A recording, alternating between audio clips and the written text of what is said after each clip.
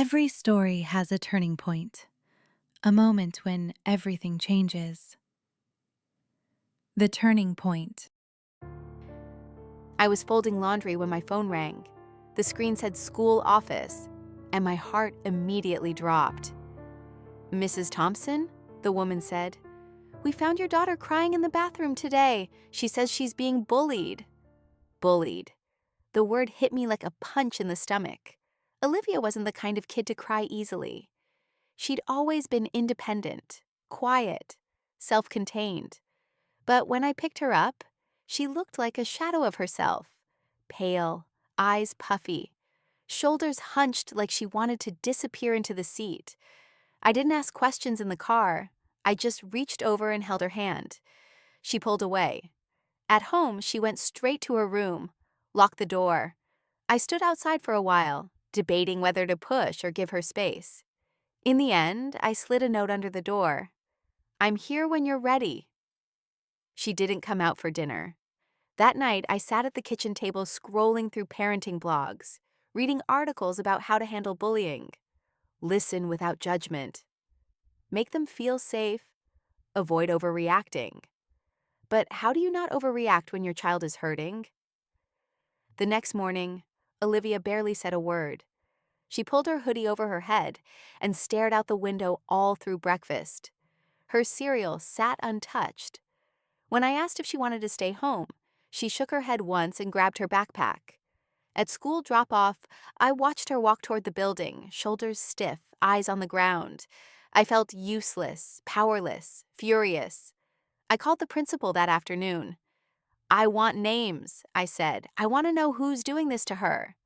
He promised an internal investigation. "Kids can be cruel," he added, "but we're taking this seriously." That night, Olivia came out of her room just long enough to grab a snack. I tried to ask her if she wanted to talk. She shrugged. Then, "It doesn't matter." "What do you mean it doesn't matter?" She looked at me, really looked at me, and for a split second there was something cold in her eyes. Then she turned away. "I said drop it." I didn't. I was her mother. I couldn't drop it. And I had no idea that everything I thought I knew about her, about this situation, about right and wrong, was about to unravel. The days started blending together. Olivia barely spoke. She came home, went straight to her room, and locked the door behind her.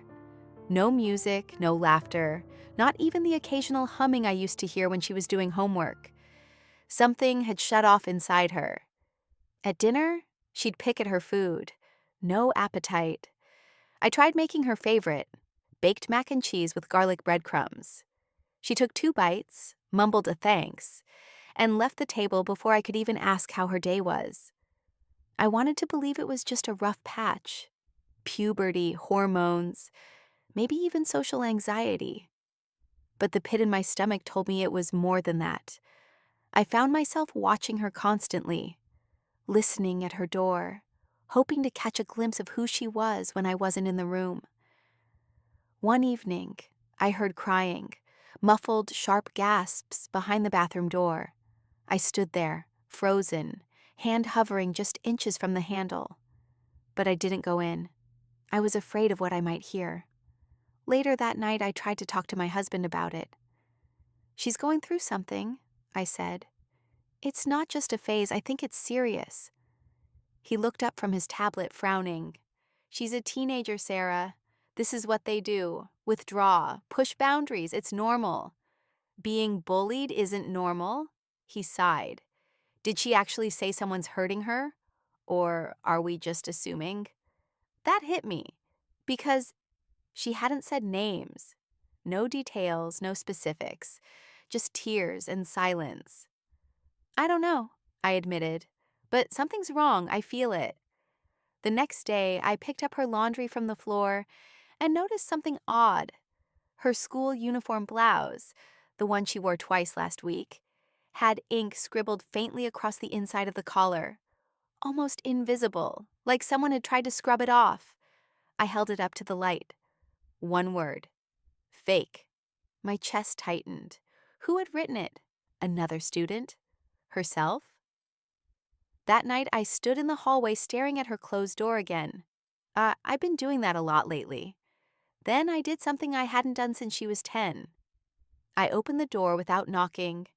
She was asleep, or pretending to be, curled on her side, hoodie pulled over her head, phone gripped in one hand like a lifeline. I picked it up as gently as I could. It was locked, of course. But Olivia had never been good with passwords. I tried her birthday, then mine. The second one worked. I opened her messages. Nothing out of the ordinary. A couple texts with classmates, some emojis, a few unanswered ones from me. Nothing alarming, but something felt too clean, almost like it had been wiped. Then I noticed she didn't have WhatsApp anymore, or Instagram. She'd had both just a week ago. They were gone, deleted. I stared at the empty screen for a long time. Why would she delete them? Unless there was something she didn't want me to see. That night, I couldn't sleep, because for the first time I wasn't sure if my daughter was the one being hurt or the one doing the hurting. I spent the next morning walking around the house like a ghost. Every sound made me flinch. Every silence felt too loud. Olivia had left for school without saying a word. Again. I sat at the kitchen table, phone in hand, staring at her screen. I'd taken it that morning while she was in the shower. The same code still worked. Her birthday. There wasn't much left to see. Her iMessages looked empty. Too empty. A few school-related texts. Nothing remotely personal. No photos. No group chats. And Olivia always had group chats. Always. I backed out and opened her recently deleted apps. iMessage hadn't been removed, but I could see she'd wiped her messages just 2 days ago. Why? A sinking feeling hit me. There was a way to recover deleted conversations if you acted quickly. I wasn't tech savvy, but Google was. I found an article about iPhone data recovery and downloaded the software. I knew I was crossing a line. But I was a mother, and something inside me told me I had to see what was hidden. It took a while to scan the phone. I sat there sweating, staring at the progress bar, second-guessing everything. What if I was wrong? What if she really was just a girl being bullied, and I was invading her privacy for no reason? Then the results popped up. Over 100 deleted messages. Most of them from a group chat called Bunnies, complete with little pink hearts and paw prints in the title. It sounded innocent, cute even. But as I started reading, my heart began to pound. Olivia. She totally believes we like her. Let's make Friday cry day. Another girl. I'll accidentally trip her in gym again. Olivia. Record it this time, we'll need it for the slideshow. Same girl. You're terrible. Olivia. Thank you. I try. I kept scrolling. Message after message, all of them coordinated, calculated, cruel. There were even nicknames for each target. Emma the Whale, Crybaby Claire, Abby the Mouth. My stomach turned. Olivia. Claire thinks someone actually likes her. Just wait until the fake note shows up in her locker. Olivia. Can't believe she fell for it again. This wasn't teasing. This was systematic, planned, like a game. And Olivia, my Olivia, was running the show. I covered my mouth with my hand. I didn't want to scream, but something inside me was unraveling. This wasn't a bullied girl hiding from the world. This was someone orchestrating pain, enjoying it. I looked up, suddenly aware of how quiet the house was. Everything looked the same. Photos on the wall, her sneakers by the door, the backpack she'd taken since kindergarten. But now, it all felt foreign. I didn't know who my daughter was anymore. I couldn't unsee what I had read. The messages played on a loop in my head all day. My daughter, leading a campaign of cruelty with the precision of a strategist. It wasn't impulsive or reactionary. It was planned, orchestrated, and I still didn't know how deep it went. That afternoon, I told Olivia I had a dentist appointment after work, and she'd have to walk home from school. She didn't look up from her cereal, just said, "Okay." But I didn't go to any appointment. I parked 2 blocks from the school, 15 minutes before dismissal, and waited across the street near the gym entrance. I felt ridiculous at first, like some paranoid helicopter parent, until I saw her. Olivia walked out with 3 other girls. One of them was holding a phone already recording. They were all laughing, but Olivia wasn't just laughing. She was directing. She pointed at a younger student, a girl with thick glasses and a heavy backpack, and said something that made the others burst into hysterics. The girl looked down at the pavement and started walking faster. Olivia followed her with slow, deliberate steps, her friends flanking her like guards. Then one of them accidentally knocked the girl's backpack to the ground. Everything spilled, books, a lunchbox, papers. Instead of helping, Olivia bent down, picked up a folded piece of paper, and read it aloud to her friends.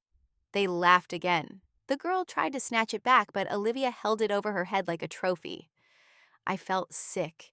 It wasn't a misunderstanding. It wasn't kids being kids. It was a show. And Olivia was the main act. I didn't say anything that night. I couldn't. My hands shook the whole drive home. I was scared that if I opened my mouth, I'd say something I couldn't take back. Instead, I went back to her phone. I opened Safari. Her history was mostly cleared, but she'd missed one tab, a private link to a site I didn't recognize. The homepage loaded slowly. It was a video page. The logo looked like a knockoff of TikTok, but darker, less polished. There were clips uploaded under anonymous usernames, and in one of them, blurry, handheld, clearly filmed from a phone, I recognized the same moment I just witnessed. The girl's backpack falling. Olivia reading the paper. Laughter. It had over 1,000 views. Comments like, "Damn, cold." They're savage. Queen energy. I clicked on the user who posted it. There were more videos. From school hallways, from classrooms, even the lunchroom. Different targets, same voices behind the camera. In one of them, I heard Olivia say, "Record this one. It's going viral." I slammed the laptop shut. This wasn't just a private game. It wasn't a phase or bad decision. It was a performance, a persona. And my daughter was building an audience. I waited until Saturday morning. Olivia was sitting at the kitchen counter, spooning yogurt into her mouth while scrolling through her phone like nothing had happened, like she wasn't the star of a bullying ring with a digital fan base. My hands were shaking, but my voice came out steady. "Can we talk?" She glanced up at me. "About what?" "About what I saw on your phone." A pause. She blinked once, then twice, then put the spoon down, slowly. "What exactly did you see?" she asked carefully. "Enough," I said. "The videos, the messages, the things you and your friends are doing to those kids." There was a flicker of something in her eyes. Not fear, not guilt, annoyance. "You went through my stuff?" "Don't try to turn this around," I snapped. "You're humiliating people, hurting them publicly, and laughing about it." She crossed her arms. "It's not a big deal. Everyone does it." "No, Olivia. Not everyone sets out to destroy people for fun." She laughed once, a dry, sharp laugh. "You really don't get it, do you?" she said. "You think school is about grades and being nice. It's not. It's about staying on top, surviving. If you're not the one in control, you're the one being eaten alive." "That's not survival," I said. "That's cruelty. It's just jokes. People need to toughen up." "They're kids," I said, my voice rising. "Like you." "I'm not like them," she said flatly. I was stunned into silence. Not because I disagreed, but because she sounded like she believed it. Olivia stood up and pushed her chair in like the conversation was over. "You don't know what it's like in school now," she muttered. "You'd get eaten alive." And then she walked away. That night, I sat on the edge of my bed staring at the wall, wondering where I'd gone wrong. Had I missed the signs? Had I raised her wrong? Had I been too soft? Too trusting? I wanted to tell my husband, but I already knew how the conversation would go. "You're overreacting. She's just going through a phase. She'll grow out of it." But I'd seen the videos. He hadn't. I wasn't imagining things. This wasn't a phase. This was who she was choosing to be. And the scariest part was, I didn't think she felt even a little bit sorry. I didn't sleep that night. Every time I closed my eyes, I saw Olivia's face. Calm, defiant, unapologetic. The videos, the group chat, the staged moments, the laughter. I couldn't ignore it anymore. I couldn't rationalize it as a phase or an accident. So I started making calls. The first was to the mother of Abby, the girl Olivia once described in the messages as Abby the Mouth. We'd met at a school fundraiser once. Her voice cracked the moment I introduced myself. "Is the about Olivia?" she asked. My throat tightened. "Yes." There was a long pause. Then she whispered, "I knew it. I didn't want to believe it." She told me Abby had been in therapy for weeks, that she'd stopped eating lunch at school, that she cried every night and asked to be homeschooled. She used to love going to school, the mother said, until Olivia and her friends decided she was their target. She didn't say it with anger. She said it with defeat. I wanted to tell her I was sorry, that I didn't know, that I would fix it. But none of it felt like enough. Later that day, I got a message on Facebook from another mom. I hadn't even contacted her. She must have heard something. Her daughter, Claire, had also been targeted. The same pattern. Group chat insults, public humiliation, a fake love note that was passed around the lunchroom and filmed. They posted it on some anonymous video site, she wrote. My daughter found it. She hasn't left her room since. My chest burned. The worst part wasn't just what Olivia had done. It was that she'd done it over and over, like it was sport. That evening, I went into Olivia's room while she was at a friend's house. I told myself I needed to look for more proof, more truth. In her desk drawer, buried under school papers, I found a small flash drive. I didn't hesitate. I plugged it into my laptop and opened the only folder on it. Inside were dozens of video files, all with bland, generic names. Lunch 1, Gym 3, Locker Note Claire. I clicked one at random. A girl was walking through the hallway, looking unsure, clutching a paper in her hand. A few students were laughing behind her. I heard Olivia's voice, unmistakable. "She still thinks it's real. Wait for it." The girl stopped at her locker, opened it, pulled something out. A small note fell to the ground. She picked it up, read it, and her face crumbled. Behind the camera, someone laughed, and then the screen went black. Another video, another target. It was all cataloged, organized, archived. I backed away from the laptop like it was something toxic. This wasn't just kids being mean. This was a system, a machine, and Olivia had built it with care. And now that I had seen it all, I had a choice to make. Stay silent and protect my daughter, or expose the truth and risk losing her completely. I stared at the flash drive for a long time.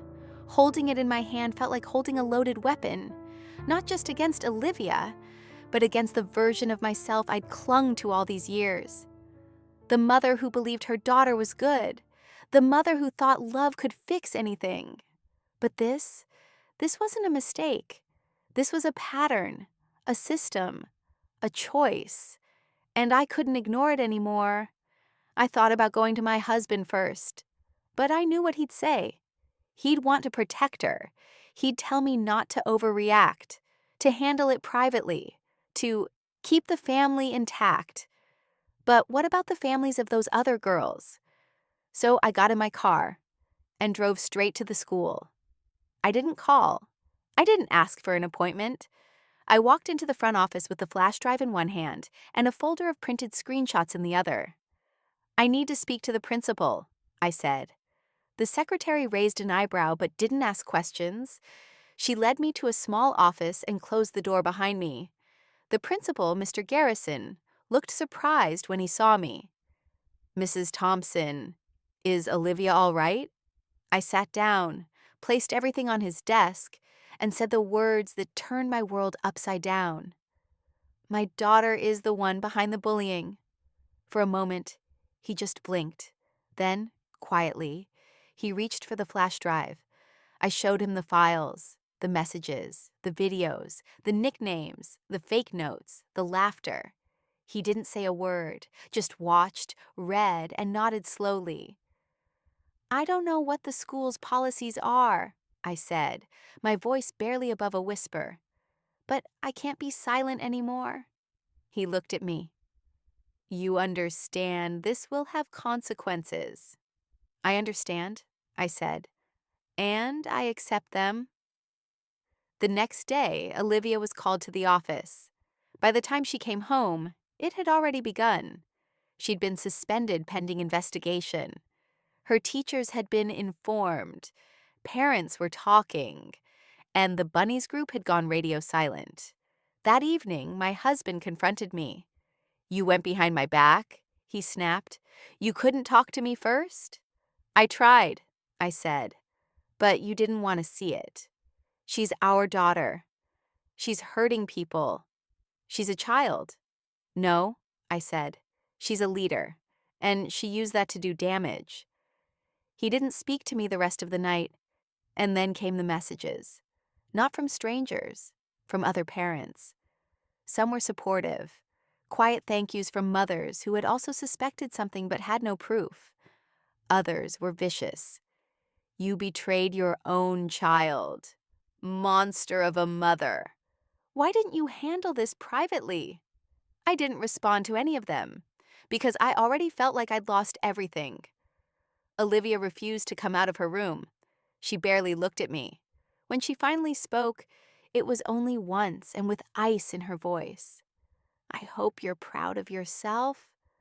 Then silence. Total, suffocating silence. And all I could think was, if I don't feel proud, but I still know it was right, then maybe that's what being a parent really means. Weeks passed. Olivia went to live with her father temporarily. He said it would give everyone space. Truthfully, I think he blamed me for everything. Not for what Olivia did, but for not protecting her from the fallout. I didn't fight it. I let her go. The house was unbearably quiet. Her door stayed closed. Her shoes stayed lined up by the door. Her toothbrush still hung on its hook. I kept thinking about all the tiny things I'd missed. The tone in her voice, the coldness in her stare, the excuses, the silence. I thought I knew her. I was wrong.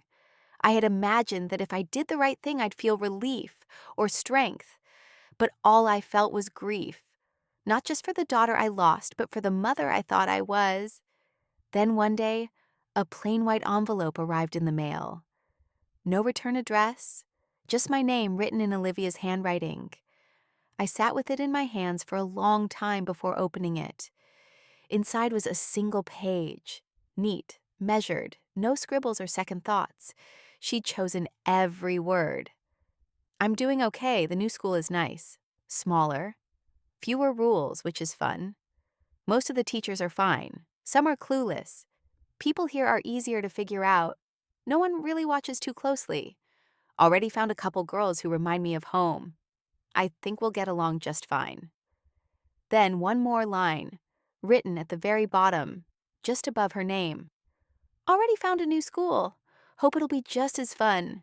No signature, just the handwriting I knew by heart. I read it 3 times. She wasn't sorry, not even close. She wasn't rebuilding.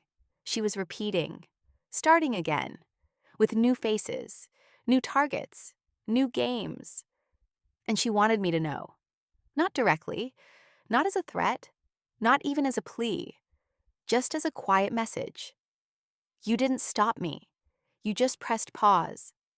I folded the letter back into the envelope and placed it in the drawer by my bed, not as a keepsake, but as a warning. Because some stories don't end with justice or healing. Some just begin again. If this story moved you, there's more to come. Subscribe and don't miss the next turning point.